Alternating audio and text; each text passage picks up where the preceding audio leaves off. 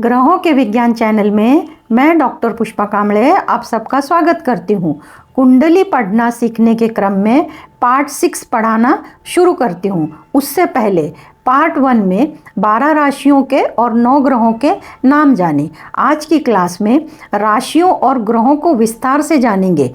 तो राशियों में तत्व, सम राशि, विषम राशि, राशियों का स्वभाव, स्त्री राशि है या पुरुष राशि। दूसरा, ग्रहों के तत्व, गुण, प्रकृति, स्त्री पुरुष ग्रह हैं वो जानेंगे। वर्ण चार्ट की मदद से समझेंगे तो समझने में आसानी होगी। चार्ट से शुरू करते हैं। मेष, सिंह, धनु ये तीनों राशियां अग्नि तत्व की हैं। मेष 1 नंबर, सिंह 5 नंबर, धनु 9 नंबर। दूसरे कॉलम में सम राशि या विषम राशि, तो इनको काउंट करने से ये समझ में आता है कि ये विषम राशि है। और इनका स्वभाव कैसा है, तो ये तीनों राशियों का स्वभाव क्रूर है। और ये तीनों राशियां स्त्री और पुरुष के वर्ण में पुरुष वर्ण में आती हैं। मेष, सिंह, धनु पुरुष राशियां हैं और इनका तत्व है अग्नि तत्व। अब उसी प्रकार वृषभ, कन्या, मकर। वृषभ का नंबर 2, कन्या का 6, मकर का 10। तो ये सम राशि हो गई, काउंट करने से सम। तो सम विषम के कॉलम में सम राशि में आ गए। और ये तीनों राशियों का स्वभाव सौम्य है और ये तीनों राशियां स्त्री राशि में गिनी जाती हैं। और ये तीनों राशियां पृथ्वी तत्व की हैं। आगे मिथुन, तुला, कुंभ। मिथुन का नंबर 3, तुला का 7, कुंभ का 11। ये तीनों राशियां विषम राशि हैं। तो ये विषम राशि के कॉलम में आती हैं।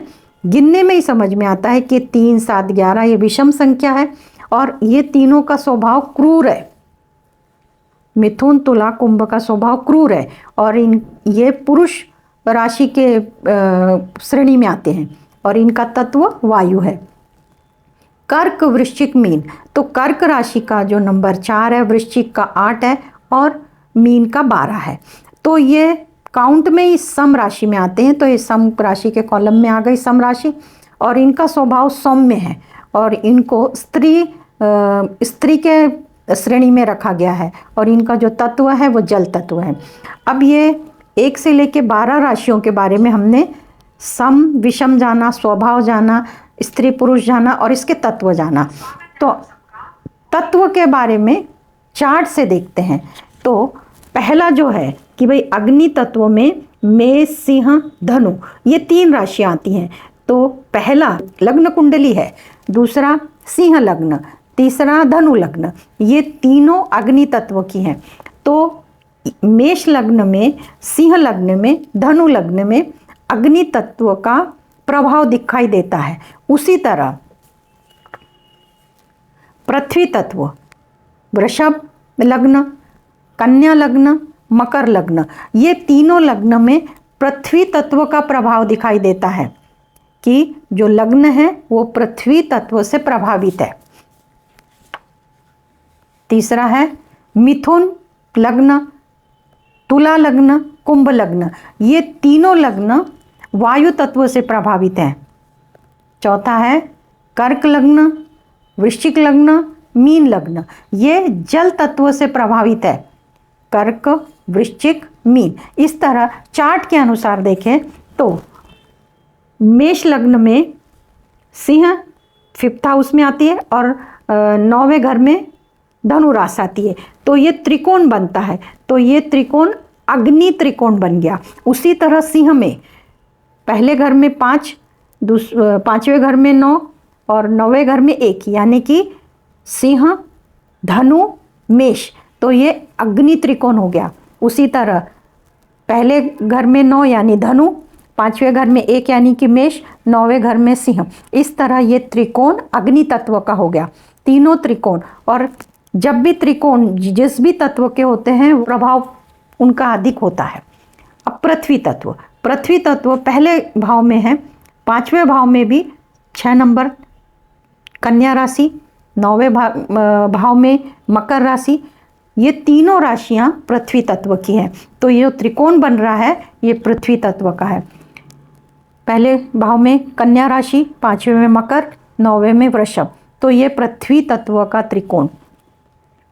मकर राशि पहले भाव में, वृषभ राशि पांचवें भाव में, नौवें भाव में कन्या, ये पृथ्वी तत्व का त्रिकोण बन गया। अब आगे पहले घर में मिथुन वायु तत्व, तुला वायु तत्व नौवें घर में, नौवें भाव में 11 नंबर की राशि है, उनका नाम है कुंभ। कुंभ राशि, मिथुन राशि, तुला राशि, ये वायु तत्व का त्रिकोण बन गया। उसके बाद तुला लग्न में पांचवें घर में कुंभ राशि है वायु तत्व की, नौवें घर में मिथुन राशि है वायु तत्व की, ये वायु तत्व का त्रिकोण बन गया। पहले घर में कुंभ राशि, पांचवें घर में मिथुन राशि, नौवें घर में तुला राशि, इस तरह ये वायु तत्व का त्रिकोण बन गया।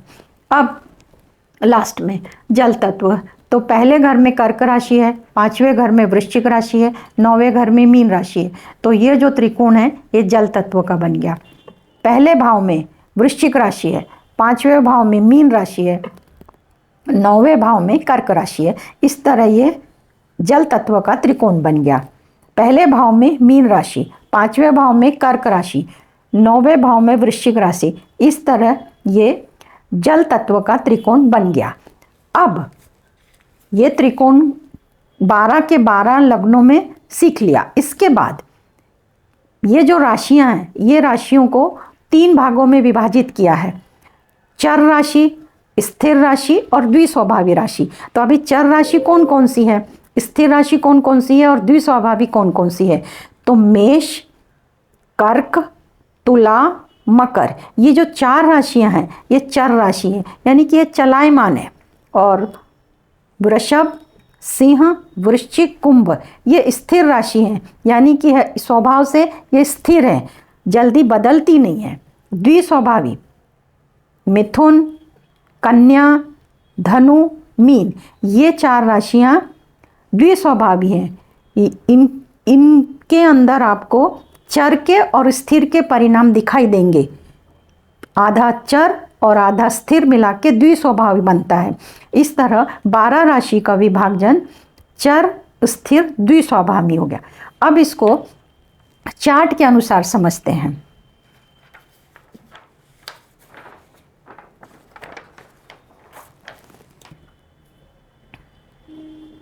चर राशि, स्थिर राशि, द्विस्वभावी राशि को चार्ट से समझते हैं।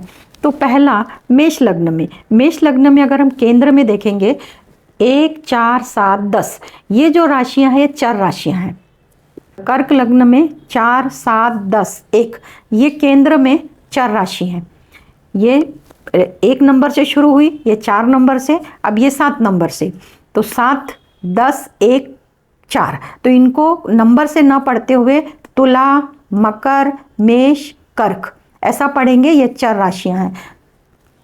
मकर, मेष, कर्क, तुला, ये चर राशियां। अब 4 राशियां चर है और 4 राशियां स्थिर है। सिंह, वृश्चिक, कुंभ, वृषभ, ये 4 राशियां स्थिर है। वृषभ, सिंह, वृश्चिक, कुंभ, ये 4 राशियां स्थिर है।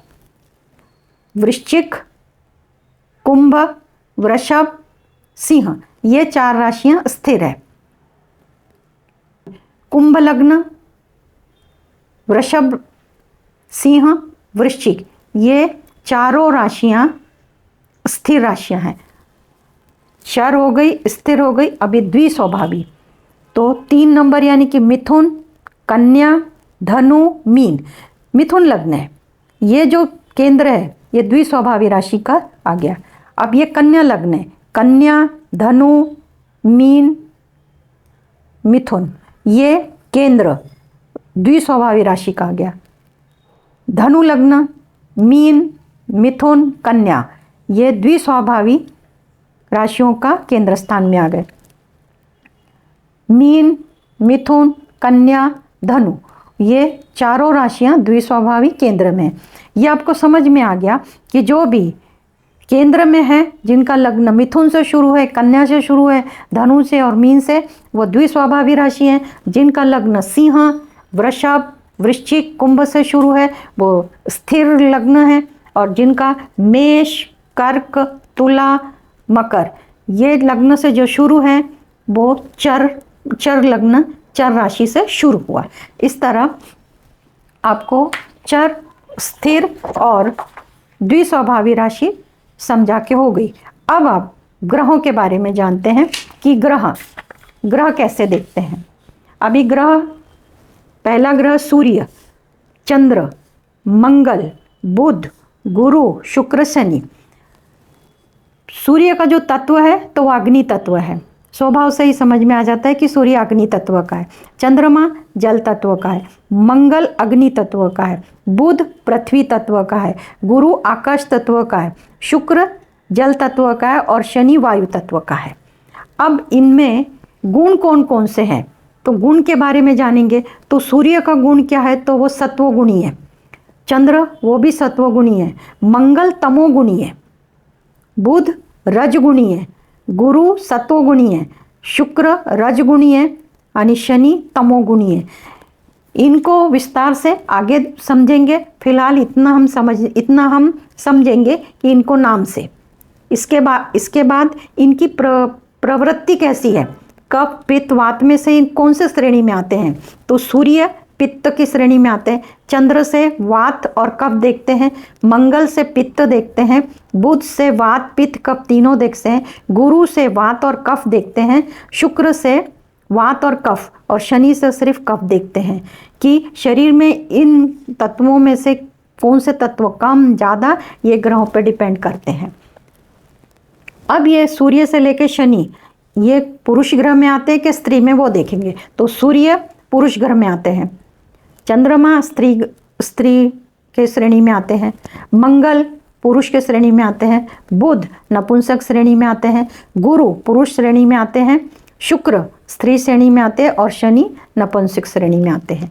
अब इनके पास 4 वर्ण हैं और ये सूर्य से लेकर शनि तक कौन कौन से वर्ण इनको दिए हैं वो देखते हैं। तो सूर्य को क्षत्रिय वर्ण दिया है, चंद्रमा को वैश्य वर्ण दिया है, मंगल को क्षत्रिय वर्ण दिया है, बुध को वैश्य वर्ण दिया है, गुरु को ब्राह्मण वर्ण दिया है, शुक्र को ब्राह्मण वर्ण दिया है और शनि को शूद्र वर्ण दिया है। अब इसको चार्ट से समझने की कोशिश करते हैं। अब ये अग्नि तत्व 3 राशि है, मेष, सिंह, धनु। अब मेष का जो स्वामी है मंगल है, सिंह राशि का स्वामी है उसका सूर्य है और धनु राशि का स्वामी है उसका है रवि। अभी हमने जैसे ग्रहों के बारे में देखा तो सूर्य अग्नि तत्व का है और गुरु आकाश तत्व का है और मंगल अग्नि तत्व का है। इनके जो तत्व इधर हैं और इनके जो स्वामी अगर इन पे बैठ जाते हैं तो वो कैसे देखते हैं तो एक उदाहरण कुंडली लेते हैं। ये कुंडली मीन लग्न से शुरू हो रही है, यानी का ये कुंडली का जो तत्व है ये है जल तत्व। ये कुंडली का तत्व कि जल तत्व में कर्क, वृश्चिक, मीन 12 नंबर, तो ये कुंडली 12 नंबर से शुरू होती है। तो ये तो जल तत्व की कुंडली है, पर ये 12 नंबर का जो स्वामी है वो गुरु कहाँ पे है तो गुरु सिंह राशि में यानी कि अग्नि तत्व में है। तो ये हम इसको बोलेंगे ये ठीक है कि जो लग्न का स्वामी है वो तो अग्नि तत्वों में बैठा है, परंतु जो लग्न है वो जल तत्व का है, यानी कि ये मैच नहीं हो रहा। इस पर गुरु की इस कुंडली के संबंध में गुरु के मंत्र, उपाय, साधना, पूजा पाठ करनी जरूरी है, क्योंकि जो लग्न है वो जल तत्व का है और उसका स्वामी जाके बैठा है अग्नि तत्व में। जल और अग्नि विरुद्ध है, इसलिए ये जो भी XYZ की कुंडली है इनको इनके स्वामी का पूरा फायदा मिलेगा नहीं। इसलिए इसको एक और उदाहरण से समझते हैं। दूसरी कुंडली है 11 नंबर। अब ये 11 नंबर आ रही है वायु तत्व से। ये 11 नंबर की कुंडली वायु तत्व से है। 11 नंबर शुरू हो रहा है, तो ये वायु तत्व से, तो ये तत्व वायु है, ये समझ में आ गया। पर इसका जो स्वामी है जल तत्व में, मीन राशि जो है जल तत्व की है, और जो इसका स्वामी जाके जल में बैठा, यानी कि वायु का जो स्वामी है वो जल में बैठा है। यानी ये भी जो लग्नेश है, जिसकी भी ये कुंडली है, उनको ये पहले घर का फायदा नहीं मिलेगा, या मिलेगा तो मुश्किल से मिलेगा। पर अगर मुश्किल है, फायदे नहीं मिल रहे हैं, तो इसके लिए पूजा पाठ, ध्यान, मंत्र ये सब करना जरूरी है। क्योंकि जो लग्न है और उसका स्वामी उसके विरुद्ध तत्वों में जाके बैठा है। ये सिखाने का मकसद यही है। अगर यहाँ पे शनि खुद की राशि में बैठ जाता था तो फिर लग्न भारी भक्कम होता था, जिसके उसको फायदे अनेक मिलते थे, परंतु वो विरुद्ध तत्वों में बैठ गया। एक और उदाहरण ले लेते हैं। अब दूसरा घर लेते हैं। दूसरे घर में, इस घर से हम धन देखते हैं, धनवान होंगे या कैसे होंगे। तो इसका जो स्वामी गुरु है, ये तो जल तत्व की राशि है। गुरु कहाँ पे आया? तो गुरु देखो मिथुन, यानी कि वायु तत्व। अब ये 3 नंबर की है तो वायु तत्व की राशि में आ गया। एक्चुअली ये जो है जल तत्व का स्वामी वायु तत्व में आ गया। तो जब हम कुंडली देखते हैं तब हमको ये छोटी छोटी बातें समझ में आती हैं कि ये सही तत्वों में बैठा है या विरुद्ध तत्वों में बैठा है, वैसा प्रेडिक्शन देना आसान हो जाता है। एक और उदाहरण लेते हैं। अब ये 4th हाउस में 2 नंबर वृषभ राशि, और वृषभ राशि का जो स्वामी शुक्र वहीं पे है। अब ये जो शुक्र है वृषभ राशि का है, तो इसको देखते हैं।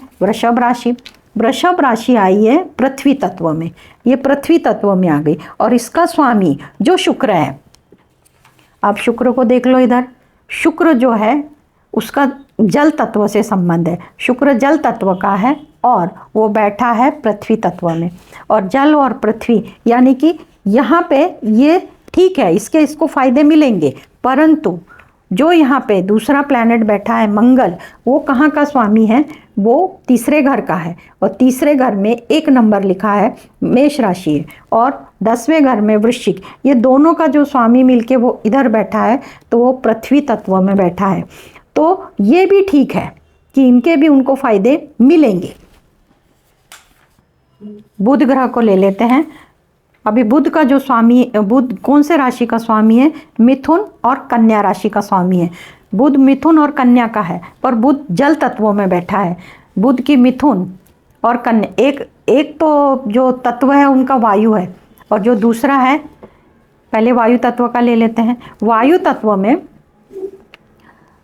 रवि और गुरु बैठे हैं, तो रवि और गुरु वायु तत्व में बैठे हैं, तो इस कुंडली में रवि और गुरु, रवि अग्नि तत्व और गुरु आकाश तत्व, ये दोनों तत्व वायु तत्व में बैठे हैं।